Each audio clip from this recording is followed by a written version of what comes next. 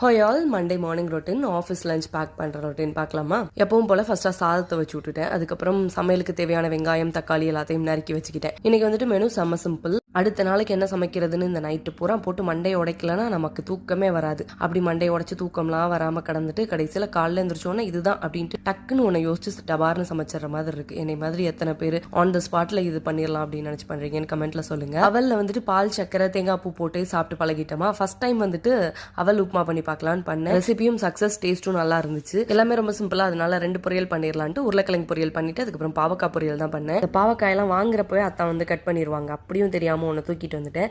Monthly ஒன்ஸாவது பாவக்காய் எடுத்துக்கலாம் அப்படின்ட்டு கண்டிப்பாக கொடுத்து விட்டுட்டேன். பிடிக்கலனாலும் பரவாயில்லன்ட்டு.